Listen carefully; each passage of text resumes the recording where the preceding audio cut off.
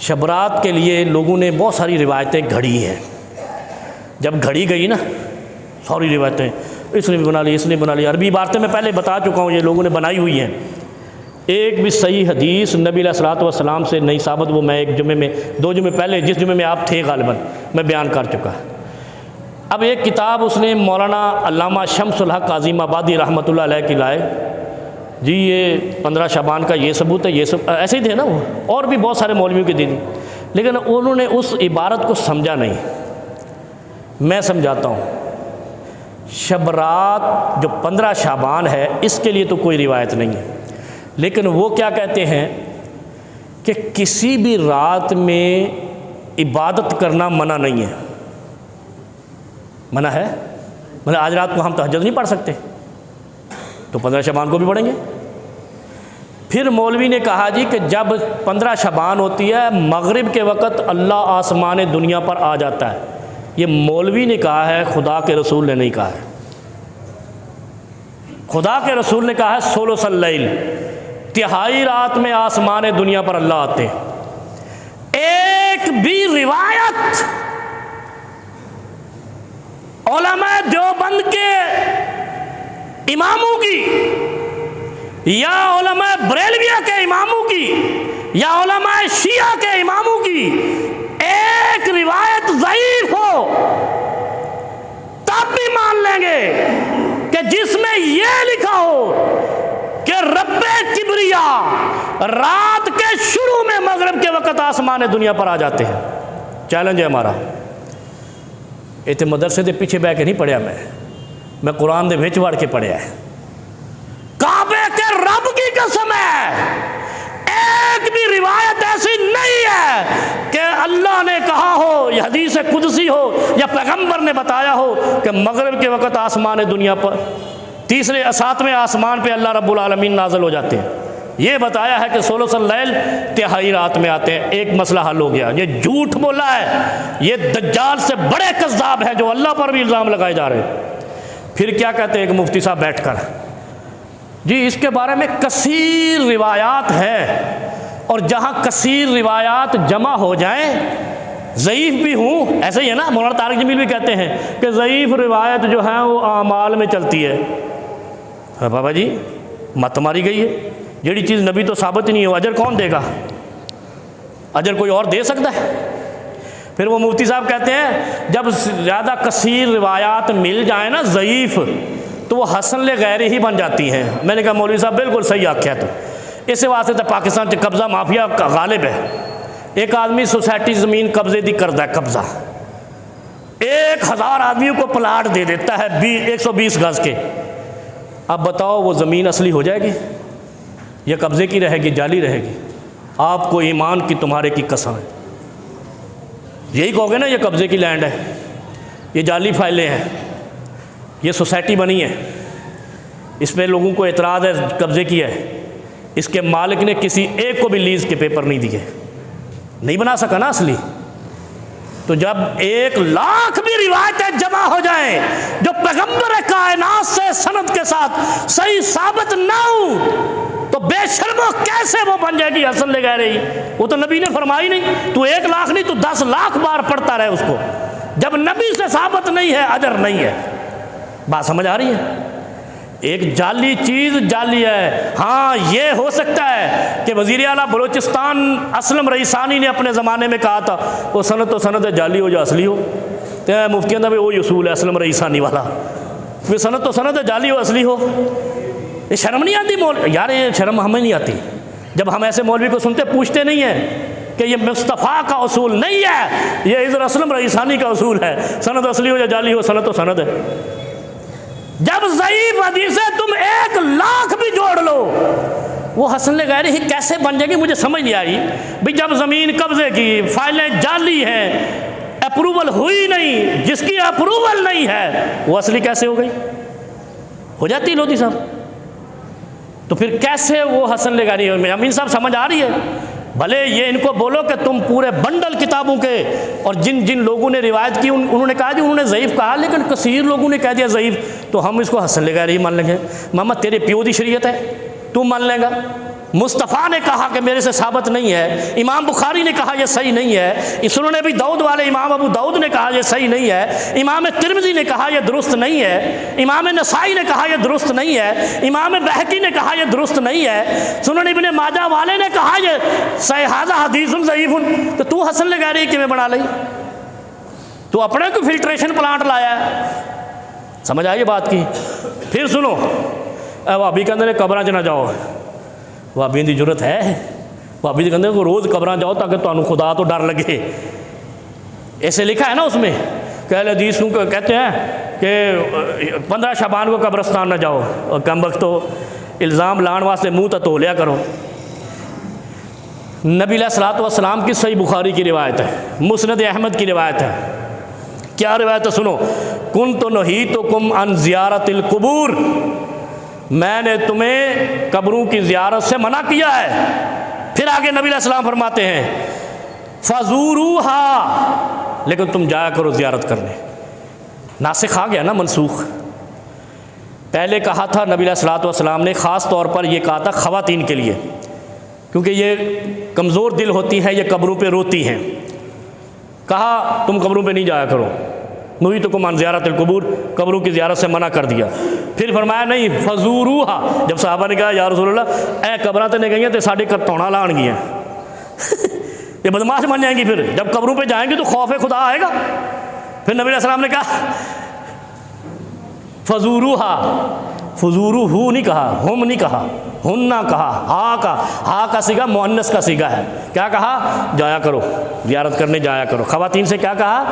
कब्रों की ज़ियारत करने जाया करो। फ़इन्नहा तुज़क्किरुकुमुल मौत, ये तुम्हें कब्रों का मौत की याद दिलाएगी, कब्रों पे जाना। तो हम कब कहते हैं मना है? हम ये कहते हैं कि ये इसमें 15 शबान कहाँ है? कोई एक रिवायत, मेरा जो खुतबा जुमा होता है ना अथेंटिक होता है, यानी मैं बीच की तीसरी खुसरे वाली लाइन नहीं कटदा, तीसरी नस्ल नहीं कटदा। डू एंड डाई, या तो हक है या बातिल है, बीच में कोई लकीर नहीं है, या सच है या झूठ है, बीच में कोई लाइन नहीं है। कोई एक रिवायत जिसमें यह कहो कि जो 15 शबान को शब बरात, जिसको ये सो कार्ड कहते हैं, उसको कब्रिस्तान जाएगा उनके गुनाह माफ़ होंगे, कोई हदीस नहीं है ऐसी, कोई एक हदीस भी नहीं है, ज़ईफ़ भी नहीं है। बल्कि फरमाया जब दिल चाहे कब्रिस्तान जाओ। अच्छा, खुदा याद कदों आंदा है? जो बंदा कल्ला अब्बे दी कबर ते जाता है, तो जे मेला ला के जावे, रोशनियां ला के जावे, कुमकुमे लगा के जावे, सारे महल्ले नूं लैके जावे, उन्होंने खुदा याद आंदा जो उत्थे कब्रिस्तान च जश्न लगा पिया हुंदा है। आप गए हो कब्रिस्तान कभी? कब्रों से जाया करो, खुदा दे बंदो। नबी अलैहिस्सलाम ने फरमाया कब्रों पे जाओगे खुदा याद आएगा, क्योंकि फिर ये याद आएगा ए अब्बा पिया तो कल उत्थे मैं होना है, ए अम्मा पई तो कल मैं उत्थे होना है।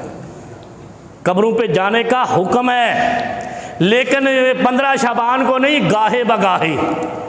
जब तुम समझो कि हमारे दिल बागी हो गए, हराम खाने की तरफ माइल हो रहे हैं, गुनाह की तरफ माइल हो रहे हैं, ज़रा कब्रों के चक्कर ला रहा करो, अपने बुजुर्गों को याद कर लिया करो।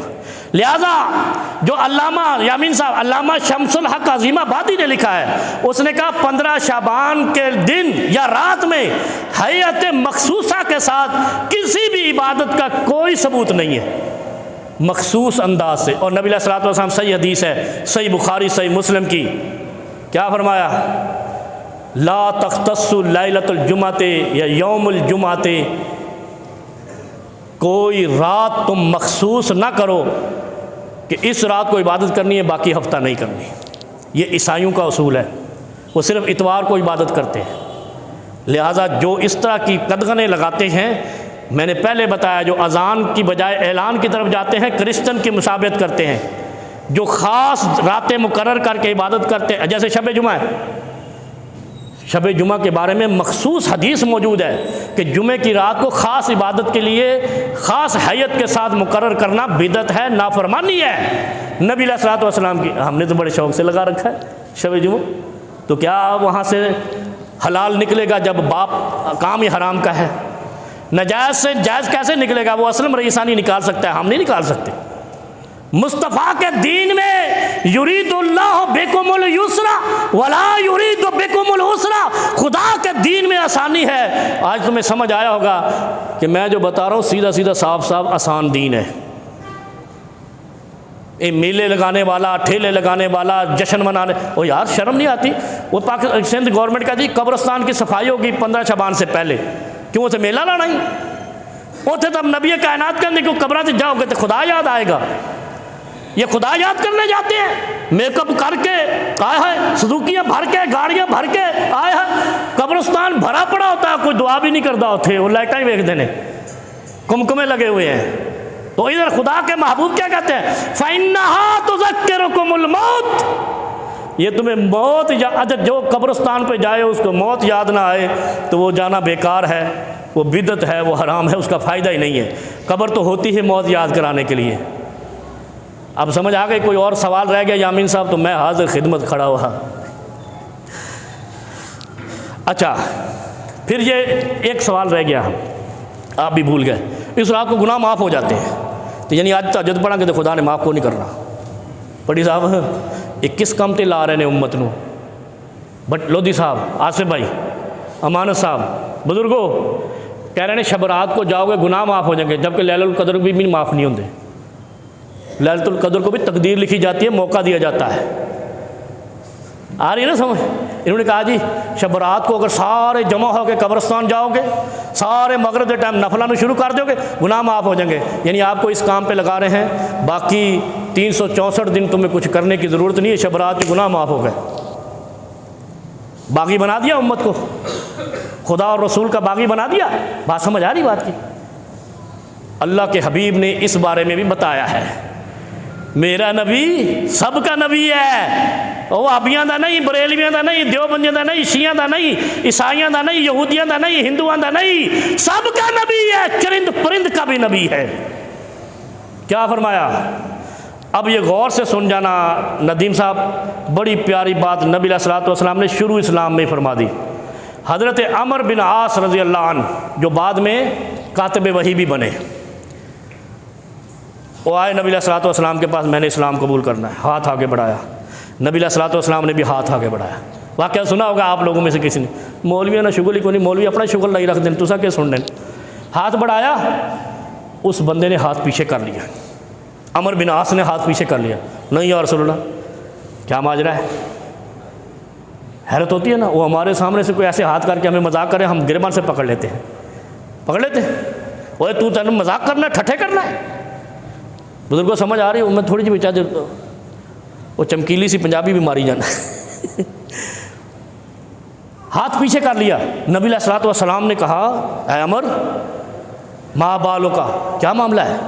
कहा या रसूलल्लाह सल्लल्लाहु अलैहि वसल्लम, पहले मुझे बताओ, मैं बड़ा कातिल हाँ, बड़ा जालिम है, बड़ा शराबी हाँ, बड़ा गुनाहगार है, मैंने बड़े जुल्म किए, मेरे गुनाह माफ़ हो जाएंगे? नबी अलैहिस्सलाम इन्हां मौलवियों के हत्थे चढ़ जाते, कहते शब रात को माफ़ हो जाएंगे, हुण तू कलमा पढ़ ले बुजुर्गों समझ आ रही है? ऐसा ही है ना, ये मौलवियों ने तो यही ढंग बना रखा है ना, शब रात ही माफ़ हो जाने में। वो कलमा पढ़ने आया, कह रहा मैं बड़ा जालिम इंसान, खुद इकरार कर रहा है, लेकिन कलमे से मुतासर हुआ, नबी अलैहिस्सलातु वस्सलाम की दावत से मुतासर हुआ। ये यकार क्या नाम है यार, नाम भूल जाता हूँ हमारे मौज़म का यार, नेमतुल्लाह, वो सफ़े नीचे फेंक यार। क्या कहा? या रसूलुल्लाह सल्लल्लाहु अलैहि वसल्लम, मेरे जैसा जालिम कोई नहीं अरब के खित्ते में, मुझे बताओ पहले मेरे गुनाह माफ़ होंगे तो कलमा पढ़ूंगा। हाथ पीछे कर लिया। नबी अलैहिस्सलातु वस्सलाम ने वहाँ 3 बातें इरशाद फरमाई। मुसलमानों, मैं कहता हूँ कुर्रा अर्ज़ का हर मुसलमान आज मेरा ये खुतबा जुमा सुन ले या कहीं से पढ़ ले, किताब उठा के, सही बुखारी, सही मुस्लिम या सुनन अबी दाऊद